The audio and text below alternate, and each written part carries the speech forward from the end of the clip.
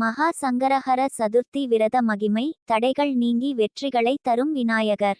விநாயகர் சதுர்த்திக்கு முன்பாக வரும் தேய்பிறை சதுர்த்தி மகாசங்கடஹர சதுர்த்தி தினமாகும். மகாசங்கடஹர சதுர்த்தி நாளில் விரதம் இருந்தால் குடும்பத்தில் சுபீட்சம் பெருகும். தடைகளின்றி எல்லா காரியங்களும் வெற்றியடையும். சங்கடம் என்றால் இக்கட்டு, தொல்லைகள், கஷ்டங்கள், தடைகள் என்று அர்த்தம். ஹர என்றால் நீக்குவது, அழிப்பது என்று பொருள். சங்கடஹர சதுர்த்தி விரதம் இருந்தால் சங்கடங்கள் நீங்கும். நவகிரகங்களில் சூரியனுக்கு அடுத்த நிலையில் இருப்பவர் சந்திரன் பகவான். சந்திரனால் ஏற்படும் பாதிப்புகள் நீங்கவும் கேது தோஷம் போகவும் விநாயகரை வழிபடலாம்.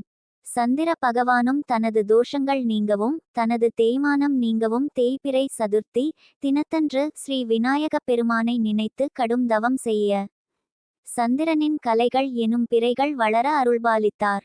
தேய்பிறை என்றாலும் விநாயகரின் அருளால் சந்திரனுடைய தேஜஸ் வளர்ந்தது. அந்த நன்னாளை தான் நாம் சங்கடஹர சதுர்த்தியாக வழிபட்டு வருகின்றோம். சங்கடஹர சதுர்த்தி விரதம் புராண கதை. விநாயகர் ஒரு முறை கைலாயத்தில் நடனமாடிக்கொண்டிருந்த போது அங்கே வந்த சந்திரன் விநாயகரின் தோற்றத்தைக் கண்டு சிரித்தான். சந்திரன் சிரிப்பதை பார்த்த விநாயகர் அவனின் அழகு மற்றும் கலைகள் அனைத்தும் கலையிழந்து போகுமாறு சாபமிட்டார். இதனால் மனம் வருந்திய சந்திரன் அதற்கு பரிகாரமாகவும் தன்னுடைய தவறை நீக்கவும் சதுர்த்தி தினத்தன்று விரதம் இருந்து விநாயகரின் அருளை பெற்றான். அப்போது விநாயகர் சந்திரனிடம், இன்று முதல் சுக்கில பட்ச சதுர்த்திகளில் உன்னை பார்ப்பவர்களுக்கு பாவம் சம்பவிக்கும் எனவும் அதை போக்கிக் கொள்ள சதுர்த்தி விரதம் இருந்து பூஜித்தால் அவர்களுக்கு தோஷங்கள் நீங்கும் என்று வரம் அளித்தார். இந்த விரதமே சங்கடஹர சதுர்த்தி விரதம் என அழைக்கப்படுகிறது.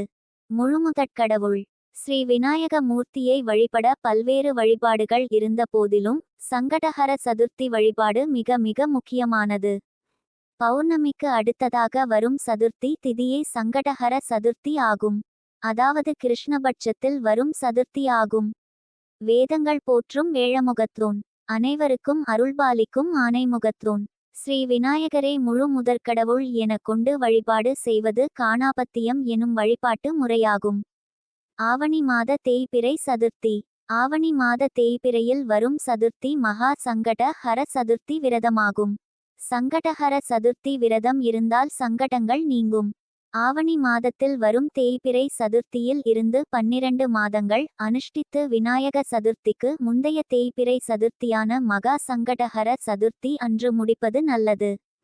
மகா சங்கடஹர சதுர்த்தி அன்று விரதம் இருந்து விநாயகரை வழிபட்டால் ஓராண்டு முழுவதும் சங்கடஹர சதுர்த்தி விரதம் அனுஷ்டித்த பலன் கிடைக்கும். விநாயகர் வழிபாடு தோஷம் நீங்கும். விநாயகர் கேதுவின் அம்சம். கேதுவால் ஏற்படும் களத்திர தோஷம், மாங்கல்ய தோஷம், புத்திர தோஷம் ஆகியவற்றை நிவர்த்தி செய்யக்கூடியவர். சந்திரனால் ஏற்படக்கூடிய தடைகள், தோஷங்களை போக்க கூடியவர் விநாயகர். தேய்பிறை சந்திரன் தரிசனம். சதுர்த்தி நாளில் விநாயகரை வணங்குபவர்களுக்கு சந்திர தோஷம் ஏற்படாது என்பது நம்பிக்கை. அதன் அடிப்படையில் பல புராண நிகழ்வுகளும் சொல்லப்பட்டிருக்கின்றன. சங்கடஹர சதுர்த்தி நாளில் சந்திர உதய நேரத்தில் விநாயக பெருமானை வழிபட்டு பின்பு சந்திர தரிசனம் செய்தால் சகல தோஷங்களும் நீங்கும். செல்வ வளம் பெருகும்.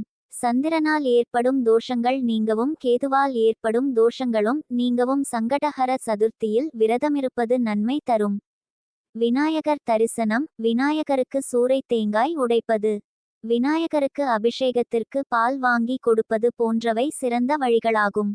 கடன் பிரச்சனைகளில் திண்டாடுபவர்கள் மகாசங்கடஹர சதுர்த்தி அன்று மாலை நேரத்தில் வீட்டிலேயே விநாயக பெருமானை நினைத்து வணங்க வேண்டும்.